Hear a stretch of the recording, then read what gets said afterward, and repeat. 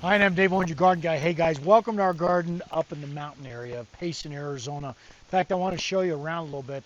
These are all our different types of apple trees. These are Ben Davis apples. Fairly rare out here in the desert Southwest. And, well, they've been here for almost 100 years. This is an old homestead at one time. So, well, I decided we're a better place to garden than here during the summertime. Nice and cool, about 5,700 feet for the elevation. I've got free water out of the river and, of course, lots of raised beds. Let's show you kind of what's going on in these raised beds right here. Let's take this one, for instance. This is kind of a potpourri of different types of, well, vegetables and some flowers all at the same time. We got a little bit of frost damage on our peppers here, so we're going to have to cut these guys back. But we got some peppers in here. Sunflower right here. This attracts a lot of those beneficial insects that are so important out here in the desert Southwest. And at the same time, I'm letting a lot of my different types of flowers or vegetables starting to bolt. In fact, you can take a look at these little flowers right here off the arugula. And what happens with these guys, it attracts a lot of beneficial insects. These insects are what help protect this garden along with all this biodiversity growing in this garden at the same time. There's some French sorrel growing in here. You can see it right back here.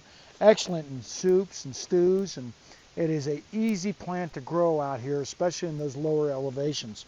You need lots of compost in these raised beds. In fact, this raised bed not only has got a lot of compost, a lot of lava sand, some humates, and a lot of other types of, well, special ingredients that we'll talk about later on that really make a real nice, what we call hardy type garden, especially when you're going organic. You'll find when you do go organic, you use less water, you have less insect problems, and a lot less stress overall in the garden.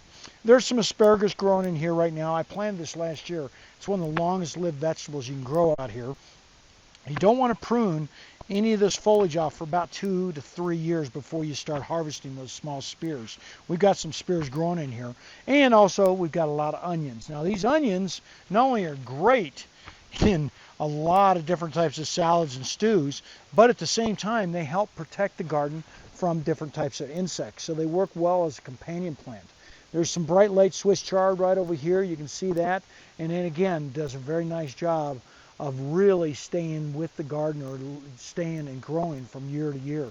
So when you're growing gardens out here, remember you want to go ahead and use raised beds. Make sure you put a lot of compost, lava, sand, and humates all built into it. Stay as biodiverse as possible, and make sure you've got about 50% flowers along with 50% vegetables, and it goes a long ways towards creating that, well, that great organic garden out here in the desert Southwest.